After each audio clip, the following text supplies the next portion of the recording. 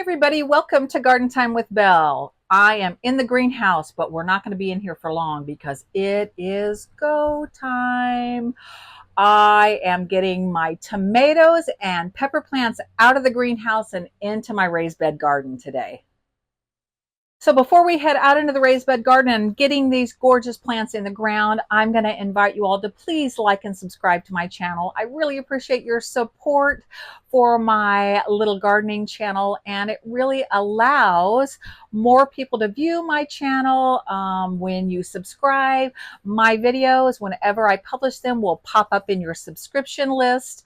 There is no charge for subscriptions. Any of you that are new to YouTube and didn't understand kind of how that worked, don't feel bad. A lot of new people don't understand that, but there is no cost to you at all for this free content. Well, let's start with my favorite veggie of all time. I mean, since I was a young child and my mother grew a beautiful garden in suburban Kansas City, she raised loads of tomatoes. And I was that child who would eat so many tomatoes in season that I would develop canker sores.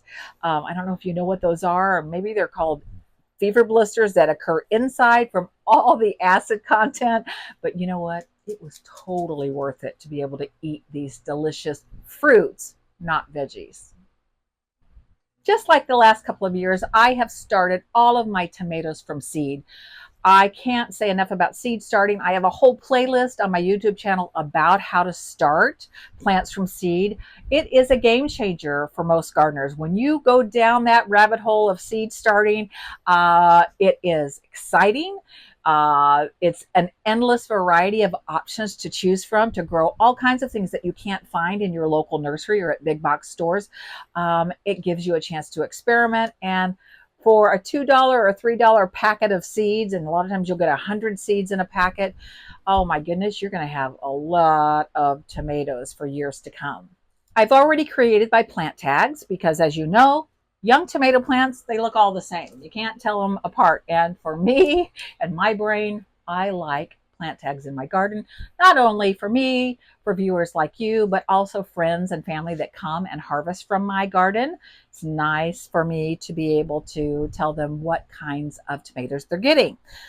So I thought I would tell you all about the varieties, and I made myself some really quick notes here. So if I'm looking down, my little sticky note here. Okay, so the majority of what I am growing today are heirloom varieties, and that simply means they have not been hybridized. That seed is original seed from the mother plant that goes way back. I find heirloom varieties taste like the tomatoes that I grew up eating. They haven't been changed. They're really full of flavor, and these are some of my favorite. The other thing I want you to know before I tell you which ones is that all of the seed I started this year for my tomatoes came from either Baker Creek or from Johnny Seeds. And I had great success with both of those seed companies. Okay, so here we go. So I'm going to grow Kellogg. Kellogg is a nice slicing tomato, and it is really gold in color. It's not yellow. It's really a gorgeous gold and delicious. German Johnson, I think this will be my first year growing German Johnson. It's a nice red slicer. I'm always going to be growing Cherokee Purple. That would be my absolute favorite tomato. It tastes absolutely delicious. It tastes like old tomatoes from my childhood. And the seeds I'm using for Cherokee Purple this year are very special. I think it was last summer I took you along on a tour that I did of a friend of mine's beautiful vegetable garden, Don Ginsberg. I'll make sure I put a link to that video in the description below in case you want to go back and look at that. But Don is an amazing organic vegetable gardener here in the Columbia, Missouri area, and he gifted me with some Cherokee Purple seeds from his garden. What's really special about the seeds is he told me that the gentleman who actually created the Cherokee Purple tomato variety, he knows them, he's friends with him, and those are his original seeds from his mother plant. So I'm feeling pretty special to get to grow those beautiful tomato plants in my garden. All right, I am also going to grow Harvest Moon. Harvest Moon is so pretty. It is a yellow tomato, but when you slice it, it has a pink interior. Check that one out if you haven't seen. Google Harvest Moon. So pretty. Okay, two paste tomatoes or plum tomatoes. I'm growing San Marzano, which I've grown in the past, and they were super prolific. And I'm growing Amish Paste, and it's been 2 or 3 years ago since I've grown Amish Paste. So they're the plum style tomatoes that are wonderful for canning. For I actually don't can, but I will take those tomatoes and harvest them and turn them into wonderful tomato sauce that I freeze, stick it in my freezer, and I use that tomato sauce to add to my cooking all winter long. And then two cherry style tomatoes, Supersweet 100s. I have grown them every year for I can't ever tell you how long, like 20 years. They are a classic, super sweet, just like the name describes. And then I'm trying a new one. This new one is called Sun Gold. It's new to me. I have no idea how long this cherry style tomato has been around, but listen, if you spend much time like I do online, reading gardening journals, talking to gardening friends, or looking at other YouTube gardeners, everyone raves about Sun Gold, and they truly are a golden colored cherry style tomato. So I cannot wait to see if they live up to all the hype. Next veggie on the list are pepper plants. The last couple of years, I've grown my pepper plants from seed, but if you can see in my greenhouse, I have grown so many other kinds of plants this year, cut flower plants, other veggies, etc., from seed, that I just said, you know what, this year, Belinda, just go pick up some pepper starts from the nursery, and that's exactly what I did. So let me give you some specs on what I'm growing, and I'll just show you one so you can see this little pepper plant. This is a mini bell.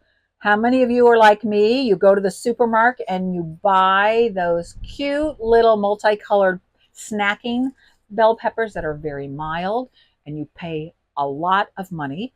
So I actually picked up 2 of these plants, and I cannot wait because I love peppers. Hot peppers, mild peppers, anyhow. So, okay, so mini bell, the mini bell mix, I'm growing 2 of those plants. Anaheim, jalapeno, Serrano, a little bit hotter than jalapeno. I prefer Serrano. Jalapenos are okay, but you know, they're a staple, so I've got those. Cali Wonder, a nice big reliable thick-walled big bell pepper, mild again. And last but not least, another big beautiful bell pepper that's mild called Big Bertha. And lastly, I am going to plant some basil in between my tomato plants. Basil acts as a really great deterrent to insects that might harm certain plants, especially they're great paired with pepper plants and tomato plants. And I grew these from seed. I've never grown them before. So let me show you my little seed tray that's going to come out with us to the garden. Here it is, and it smells amazing. So on this side of my 24 cell count tray, I grew Mrs. Burns lemon basil. And of course, you can eat it, you can harvest it, but it also has double duty in that when you plant basil near your crops like tomatoes and peppers, it really does act as a wonderful deterrent to a lot of critters, insects, and stuff that can do harm to your tomato and pepper crops. So I'm going to pop these in really close to the tomato plants today and see how it does. So to save time and to get this project started, I am going to haul everything out to the raised bed garden, and I'll get the camera set up out there, and then I'll talk you through my process for planting, the materials and supplies I'm going to need, and we're just going to get after it. Here we are in the bed that the tomatoes are going to go in. Thought I'd just show you the supplies I'm going to need to get these off to a great start. I am going to use my auger. Work smarter, not harder, I say, especially for someone my age. I'm not that 20 or 30 something gardener anymore, and anything that makes the job of digging easier. Of course, the soil is great raised bed soil, so it's not very hard to dig in, but you know, why not? So I'll be using this to dig my holes before my plant starts. So I wanted to share that with you. And then let's talk about the fact that tomato plants are heavy feeders. They have to put on blooms that turn into fruit. They require a lot of nutrition in the soil.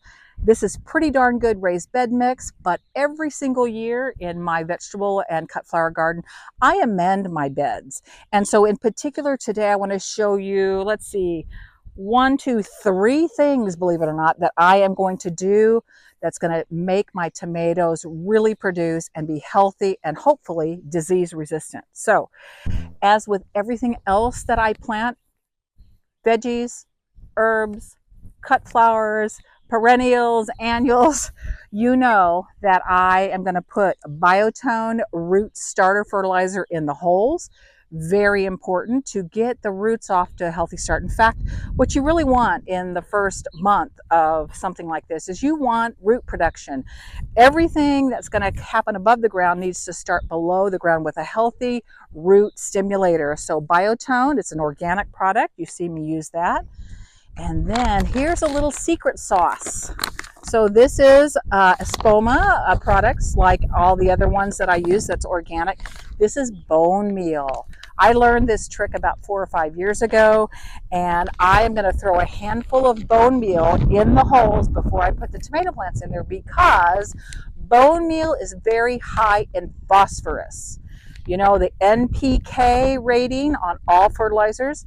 If you don't know about that, I'll put a link in the description below, an article, maybe the University Extension Office, about the importance of understanding how to fertilize different crops according to the NPK. N is nitrogen, P is phosphorus, and NP. K is potassium.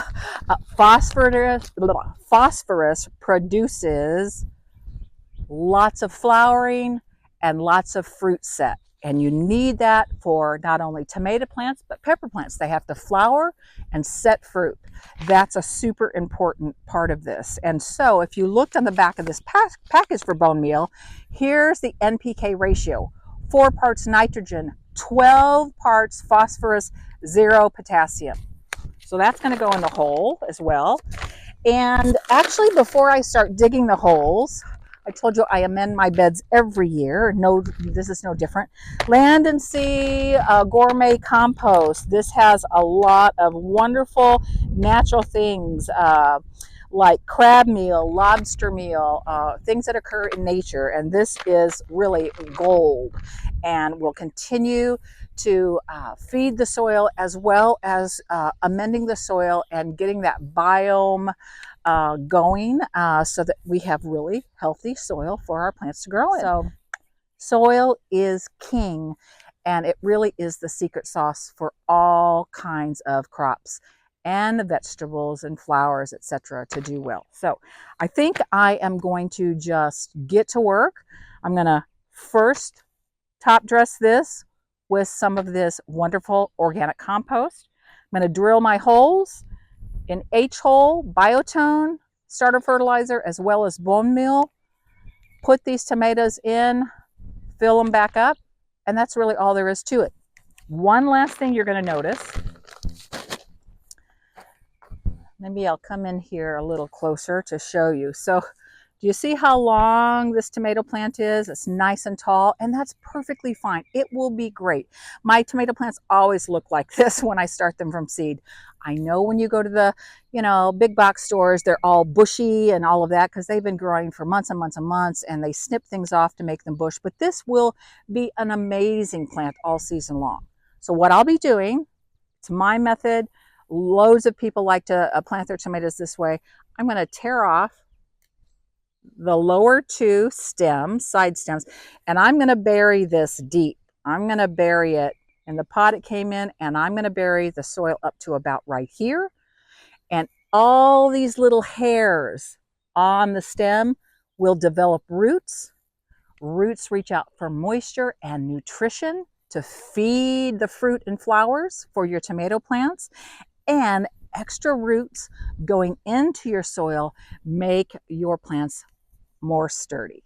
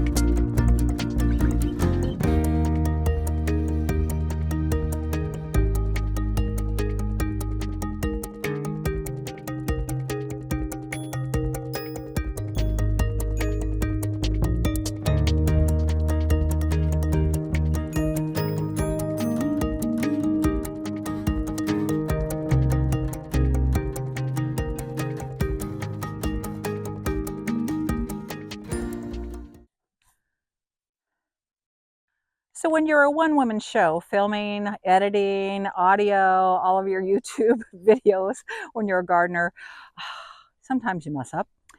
I was going to share with you that I was going to put in my Mrs. Burns lemon basil in and amongst these tomato plants. And I thought I pushed play and record, and I did not. But they're in the ground, so let me turn the camera around and show you where they are. And then the last thing I'm going to do is water this bed in and then lay down some straw mulch.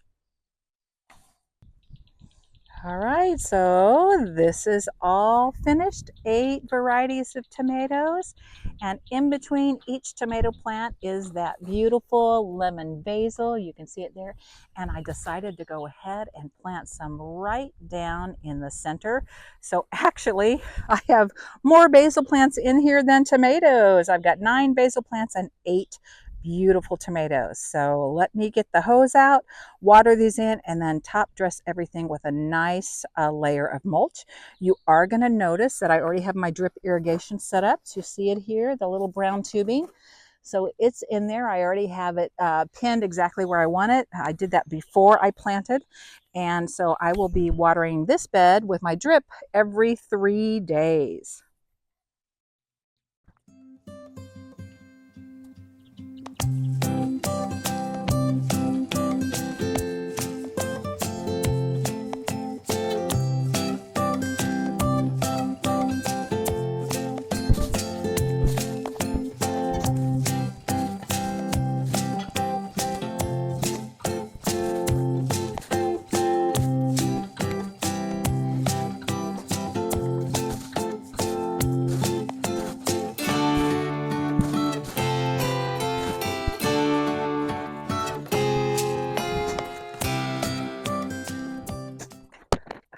This is the last project for today, getting the 7 pepper plants in my brand new Bertie's raised bed. Those of you that follow my channel got to see a video where my husband renovated 4 of my old beds that were wooden, that were low to the ground, like the ones I put the tomatoes in, and he installed these wonderful 29-inch tall beds. Oh my goodness, game changer. If you can get yourself some tall raised beds, fantastic. Perfect application for peppers and things that don't get super duper tall, because like you saw with my tomatoes, I would plant my indeterminate tomatoes in these tall beds because I'd need a ladder to harvest the tomatoes at the top of the plant. So I think this is going to work great. Plus, raised beds, you can cram more things in and really use a smaller space. So that's what I'm going to do. I've got a couple of the lemon basil plants left that I'll pop in probably somewhere in here. And I do have areas around the very edges that I might, I have a lot of other flowers in the greenhouse, so things like marigolds and stuff that's also great to put out in here. So just like I mentioned earlier, peppers are heavy feeders, just like tomatoes. And so I'm going to treat it almost exactly the same as I did my tomato plants. So I'm going to dig the holes, put Biotone starter fertilizer in the hole, and a scoop of the bone meal, because they need to flower and then fruit. They need lots of extra phosphorus. So that's what I'm going to do. What I'm not going to do in this bed is put in or top dress it with that organic compost that I used on the tomato bed, because this is brand new, really highly organic and fertile raised bed soil. We got the raised bed soil mix in bulk from a local nursery, and we paid a little extra to get the raised bed mix that has lots of compost mixed in with it. So I think it's fertile enough soil, so we won't need to top dress. That's the process. So I'm going to get them in the ground, and then we'll do a quick wrap up and talk about a few other care tips for tomatoes and peppers.